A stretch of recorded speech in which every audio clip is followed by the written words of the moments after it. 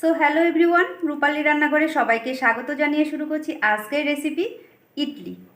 তো রেসিপিটি আমি কিভাবে তৈরি করলাম ভিডিওটি স্কিপ না করে দেখে নাও। সুজি দিয়ে ইডলি তৈরি করার জন্য প্রথমেই আমি 1.5 কাপ পরিমাণ সুজি নিয়ে নিচ্ছি।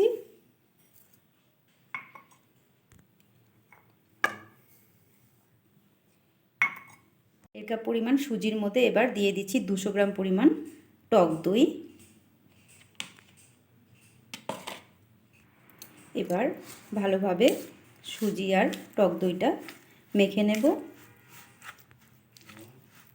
আর টক দইয়ের পাত্রটা ধুয়ে আমি কিছুটা পরিমাণ জল দিয়ে দিচ্ছি, দিয়ে আবারও ভালোভাবে এটা মেখে নেব। এবার দই আর সুজির ব্যাটারটা আমি 10 মিনিটের জন্য রেস্টে রেখে দেব।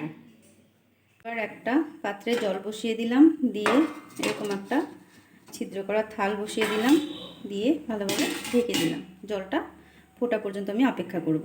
অপর দিকে আরেকটা কড়াইয়ে দিয়ে দিচ্ছি কিছুটা পরিমাণ সর্ষের তেল। এবার প্রথমেই দিয়ে দিচ্ছি কুচি করে রাখা শুকনো লঙ্কা, জিরা আর কালো সর্ষে দিয়ে ভালোভাবে ভেজে নেব। ফোড়নগুলো সব ভাজা হয়ে গেছে। এবার গ্যাসের স্টিম অফ করে দিয়ে দিচ্ছি সামান্য পরিমাণ কাসুরি মেথি। এবার আমি এটা নামিয়ে নেব। আর তেলের সব মিশ্রণগুলো আমি ব্যাটারের সাথে অ্যাড করে দিচ্ছি। দিয়ে দিচ্ছি কিছু ধনেপাতা কুচি, দিয়ে দিচ্ছি স্বাদ অনুযায়ী নুন। এবার সবগুলো উপকরণ আমি একটা চামচের সাহায্যে ভালোভাবে মেখে নেব।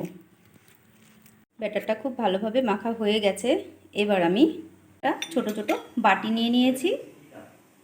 প্রত্যেকটা বাটিতে সামান্য পরিমাণ তেল দিয়ে নিলাম। এবার আমি ব্রাশ করে নেব। তেল ব্রাশ করা হয়ে গেছে। এবার প্রত্যেকটা বাটিতে আমি ব্যাটার দিয়ে দিচ্ছি।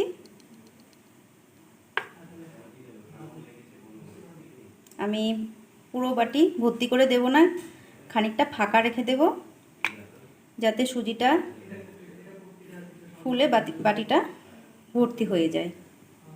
প্রত্যেকটা বাটিতে আমি ব্যাটার দিয়ে নিলাম। এবার জলের ঢাকনা সরিয়ে দিচ্ছি, দিয়ে বাটিগুলো আমি ছিদ্র থালের উপর বসিয়ে দেব। বসিয়ে দিয়ে আবার ঢাকা দিয়ে দিচ্ছি।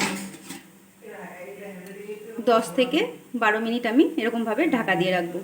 10 মিনিট হয়ে গেছে। এবার দেখে নেওয়া যাক ইডলিটা কতটা সেদ্ধ হয়েছে।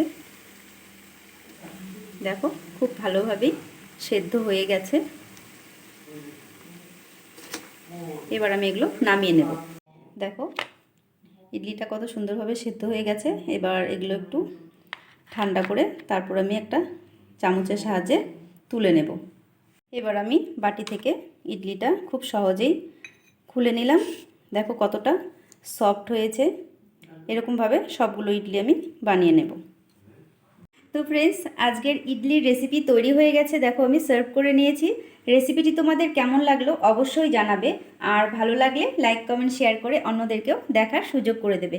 এরকম নিত্য নতুন রান্নার রেসিপি দেখতে চাইলে আমার চ্যানেলটিকে সাবস্ক্রাইব ও ফলো করে দিও। আজকের মতো এই পর্যন্তই। নেক্সট কোনো দিন অন্য কোনো রেসিপি নিয়ে তোমাদের সামনে হাজির হব। সবাই সুস্থ থেকো, ভালো থেকো। নমস্কার।